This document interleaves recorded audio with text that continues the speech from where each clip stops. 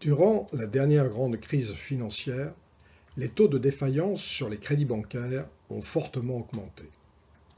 Il suffit de penser au fameux crédit subprime américain.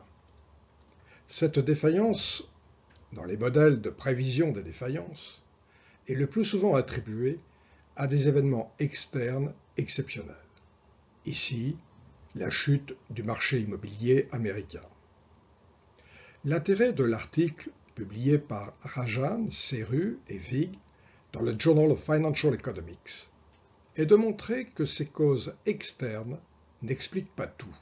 Les risques en finance sont aussi d'origine endogène.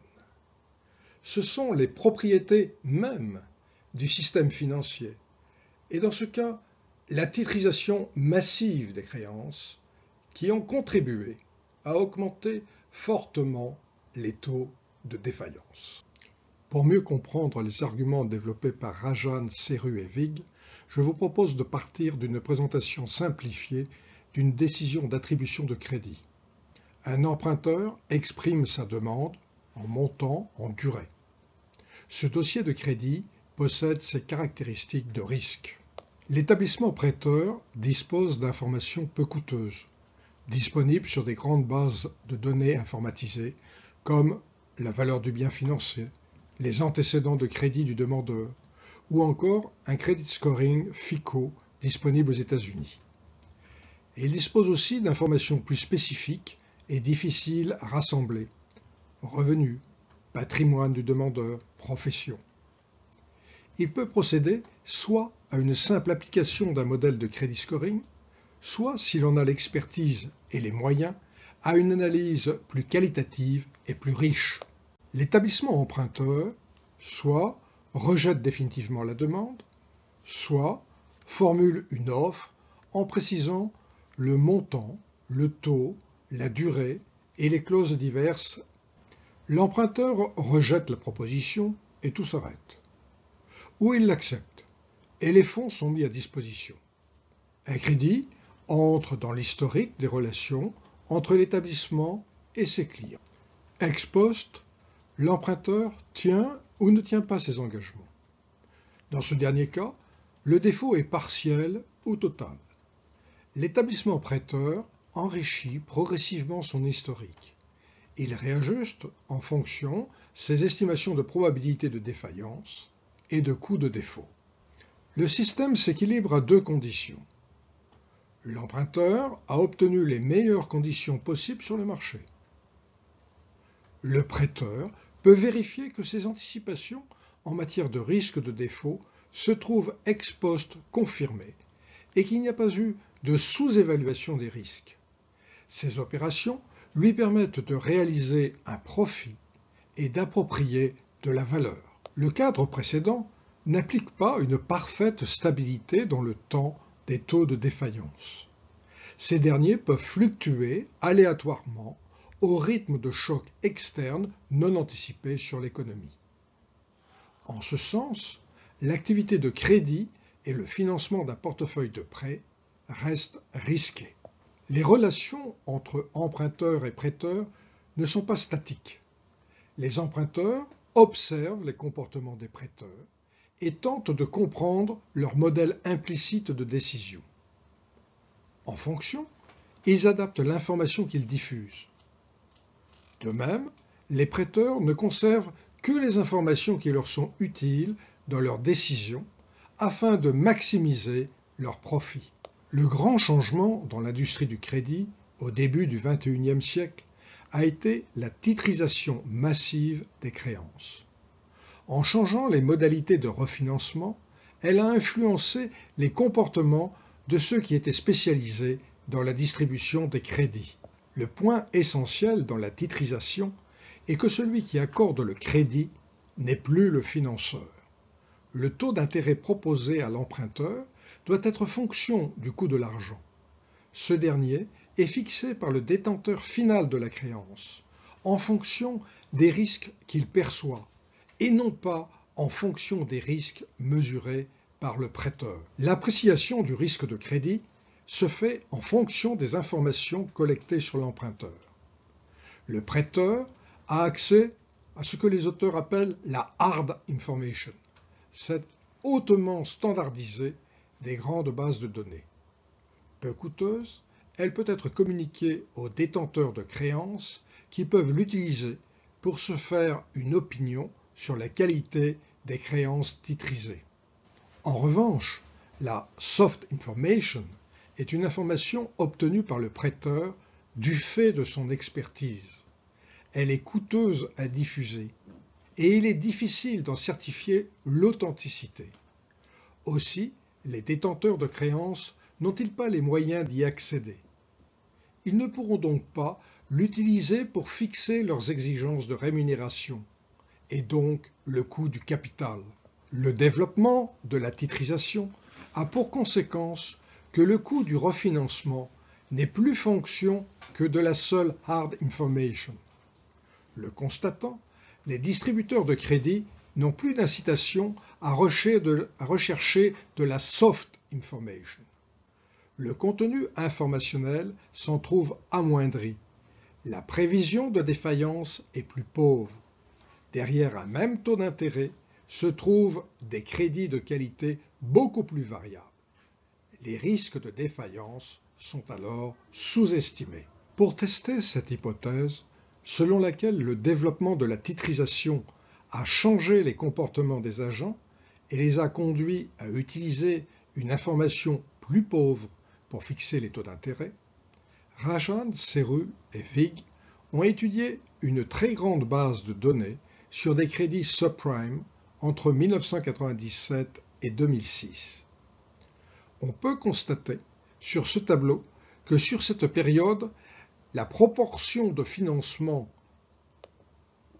par la dette a été de plus en plus élevée, ce qui traduit une plus grande agressivité.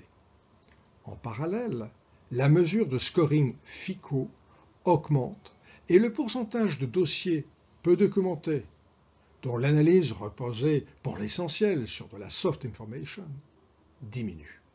L'idée des auteurs est que si les analyses de crédit reposent de plus en plus sur de la hard information, la relation entre le taux d'intérêt offert et des indicateurs hard devrait se renforcer. Pour ceci, ils utilisent le modèle de régression suivant. La variable dépendante est le taux d'intérêt. Les variables explicatives sont le score FICO et le ratio de financement par crédit. L'intensité de la relation est appréciée à travers le coefficient de détermination, R2, de la régression. Les années antérieures au développement de la titrisation, 1997 à 2000, ont été regroupées car elles contiennent moins de données. Les années suivantes, de 2001 à 2006, marquent une croissance constante du taux de titrisation des crédits subprime aux États-Unis. Si l'hypothèse des auteurs est vérifiée, on devrait observer une augmentation parallèle de l'association des taux d'intérêt à la hard information, la soft information jouant de ce côté un rôle de moins en moins élevé. Les régressions ont été estimées période par période. Pour chacune, on dispose donc d'une estimation d'un coefficient de détermination R2. Le résultat le plus flagrant de cette recherche est la croissance simultanée du taux de titrisation et des R2, ce qui est parfaitement conforme à l'hypothèse avancée par Rajan, Serru et Vig. Sur l'axe secondaire à droite, nous avons fait figurer les valeurs prises par les coefficients associés aux deux variables du modèle de régression. Le coefficient associé avec le ratio de financement par crédit, en vert, prend comme attendu des valeurs positives. Plus le risque est grand, plus le taux est élevé. Valeur de plus croissante. Les taux sont de plus en plus sensibles au mode de financement. Les coefficients associés au score FICO sont, eux, négatifs. Plus la qualité est élevée, plus le taux est faible, et légèrement décroissant sur la période. Rajan, Serru et Vig proposent un second test de leur hypothèse.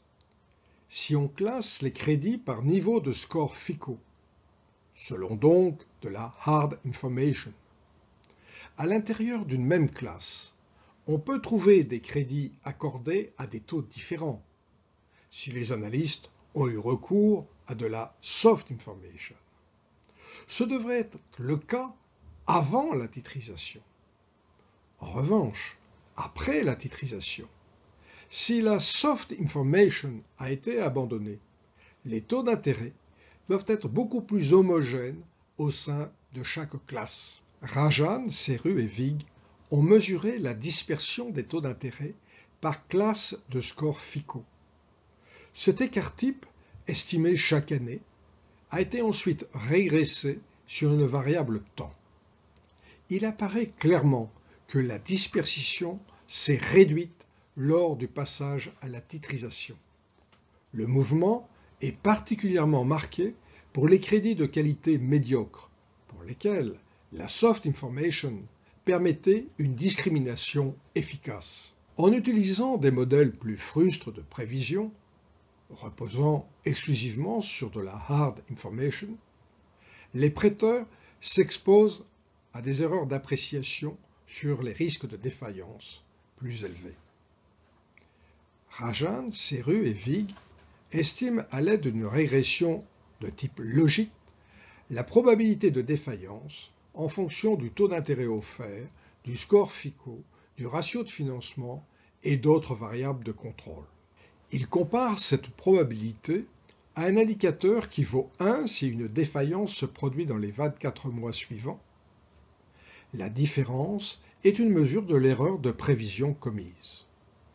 Ils étudient ensuite les distributions de ces erreurs par classe de score FICO.